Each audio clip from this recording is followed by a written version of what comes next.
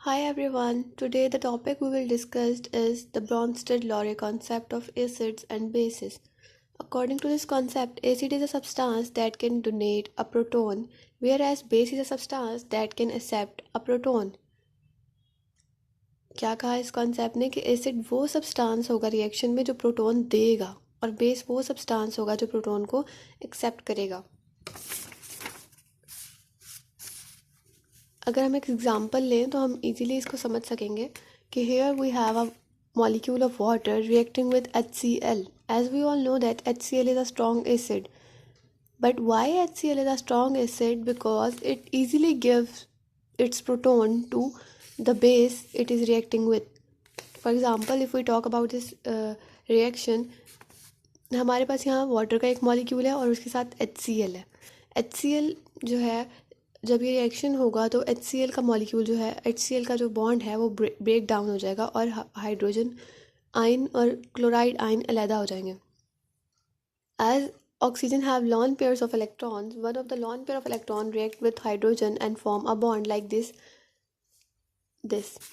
ये वाला बॉन्ड जो है ये लॉन पेयर ने बनाया है। वाटर जो ऑक्सीजन के ऊपर लॉन पेयर्स प्रेजेंट है उन्होंने ये वाला बॉन्ड बनाया है और इसकी वजह से जो है ऑक्सीजन के ऊपर जो है वो पॉजिटिव चार्ज आ जाएगा। ठीक है, क्या आ जाएगा? पॉजिटिव चार्ज, क्योंकि ये हाइड्रोनियम आयन बन गया और ऑक्सीजन के 2 बॉन्ड्स होने चाहिए लेकिन यहाँ पर 3 हो गए हैं। और तीसरी बात ये कि यहाँ पर लॉन पेयर था और जब भी हम बॉन्ड बनाते हैं तो दो इलेक्ट्रॉन्स जो हैं, दोनों एटम्स जो हैं एक एक इलेक्ट्रॉन कंट्रीब्यूट करते हैं तो एक बॉन्ड बनता है। लेकिन यहाँ पर दोनों इलेक्ट्रॉन्स जो हैं वो हाइड्रोजन ने दिए हैं, इस वजह से यहाँ पर पॉजिटिव चार्ज आ गया ऑक्सीजन पर। सॉरी, यहाँ पर दोनों जो इलेक्ट्रॉन्स हैं वो ऑक्सीजन ने दिए हैं, इसलिए ऑक्सीजन पर पॉजिटिव चार्ज आ गया। और अगर हम बात करें क्लोराइड आयन की तो ये एज इट इज़ रिमूव हो गया क्योंकि इससे हाइड्रोजन तो उधर चला गया, डोनेट हो गया। तो अब अगर हम कॉन्सेप्ट के अकॉर्डिंग बात करें तो हाइड्रोजन जिसने डोनेट किया होगा वो एसिड होगा। तो हाइड्रोजन यहाँ किसने डोनेट किया है? HCl ने। तो HCl क्या होगा? एक एसिड। जबकि हाइड्रोजन यानी प्रोटॉन जो है वो एक्सेप्ट किसने किया है? वाटर ने। तो वाटर क्या होगा? बेस। अब एक और कॉन्सेप्ट है इसके अंदर जिसमें हम बात करते हैं कॉन्जुगेट एसिड और कॉन्जुगेट बेस की। तो कॉन्जुगेट एसिड क्या होता है? कॉन्जुगेट बेस जब प्रोटॉन एक्सेप्ट कर लेती है तो जो पूरा सब्सटेंस है, जो प्रोडक्ट वो बनाती है, बेस एक्सेप्ट करने के बाद बेस जो प्रोडक्ट बनाती है उसको कॉन्जुगेट एसिड कहते हैं। जबकि एसिड प्रोटॉन डोनेट करने के बाद जो पीछे रह जाता है उसको हम कॉन्जुगेट बेस कहते हैं। समझ में आई? लाइक यहाँ पर वाटर ने जो है वो एक्सेप्ट किया। वाटर क्या था? बेस थी, लेकिन एक्सेप्ट करने के बाद क्या बनाया है? Conjugate acid. जबकि अगर हम बात करें HCl की तो HCl एक एसिड था। एसिड ने प्रोटॉन जो है वो डोनेट किया, तो प्रोटॉन डोनेट करने के बाद उसने क्या बनाया? Conjugate base. So this was the concept. अगर हम थोड़ी और एग्जांपल्स देखें इसकी तो यहाँ पर HI है। HI एक स्ट्रॉन्गेस्ट एसिड है क्योंकि हाइड्रोजन बहुत ईजीली रिमूव कर देता है। आयोडीन जो है HI, हाइड्रोजन आयोडाइड में से हाइड्रोजन बहुत जल्दी रिमूव हो जाता है। अगर हम इसको वाटर में डिसोसिएट करें, अगर ये कम्प्लीटली डिसोसिएट हो जाता है और जल्दी हो जाता है तो हम कहेंगे स्ट्रॉन्ग एसिड है। तो हाइड्रोजन आयोडाइड को जब वाटर में डिसॉल्व करें तो बहुत जल्दी जो है ये आयोनाइज हो जाता है, डिसॉल्व हो जाता है, डिसोसिएट हो जाता है। तो ये H3O पॉजिटिव बनाएगा, मतलब हाइड्रोनियम आयन और आयोडाइड आयन। इसी तरह ये कुछ एग्जांपल्स दी हुई है, अगर आप देखें तो ये किस तरह से वाटर में सारे डिसॉल्व हो गए और हाइड्रोनियम आयन बनाया और साथ अपने इनके एनाइंस बने हैं, like iodide ion, bromine ion and this.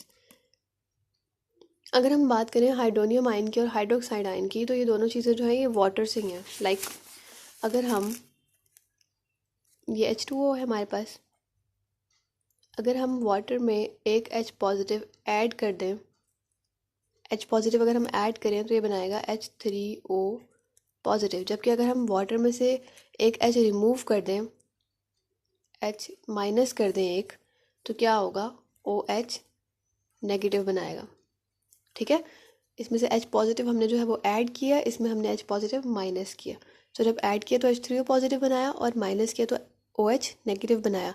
लेकिन अगर हम बात करें इसकी तो ये देखें, ये वाला जो है ना हाइड्रोनियम आयन, ये बहुत स्ट्रॉन्ग एसिड है। ठीक है, एसिड क्यों है? क्योंकि इसके पास एक हाइड्रोजन ज़्यादा है। ये इजीली कोई भी इसको एटम मिलेगा तो ये इजीली अपना जो है हाइड्रोजन या अपना जो है वो प्रोटॉन वो डोनेट कर देगा। तो जो प्रोटॉन जल्दी से डोनेट कर दे वो एसिड होता है। जबकि अगर हम बात करें हाइड्रोक्साइड आयन की, OH नेगेटिव आयन की, तो ये जो है जल्दी से एक्सेप्ट करेगा। तो इसलिए हम क्या कहेंगे, ये बेस है स्ट्रॉन्ग। तो ये वाटर की दो चीज़ें हैं, ये वाटर की दो हम कह सकते हैं आगे प्रोडक्ट्स हैं, जिसमें एक में हमने H नेगेटिव किया, एक में हमने H पॉजिटिव किया है, लेकिन एक बहुत स्ट्रॉन्ग एसिड बन रहा है और एक बहुत स्ट्रॉन्ग बेस बन रहा है। फिर अगर हम यहाँ बात करें, NaOH को हमने जो है वो डिज़ोल्व किया है, डिसोसिएट किया वाटर में, तो क्या होगा, NaOH को जब हमने वाटर में डिज़ोल्व किया है तो सॉल्वेटेड सोडियम आइन और सॉल्वेटेड हाइड्रोक्साइड आइंस प्रोड्यूस होंगे। सॉल्वेटेड का क्या मतलब है कि प्रेजेंट इन सोल्यूशन। कैसे होगा कि ये देखें, जैसे ही हम इसको डालेंगे तो Na पॉजिटिव अलहदा हो जाएगा और OH नेगेटिव अलहदा हो जाएगा। Na को भी वाटर के मॉलिक्यूल्स सराउंड कर लेंगे और इसको भी वाटर के मॉलिक्यूल्स सराउंड कर लेंगे। अब अगर हम यहाँ देखें, सोडियम पॉजिटिव आइन है, ये क्या है, H2O H2O H2O H2O H2O H2O।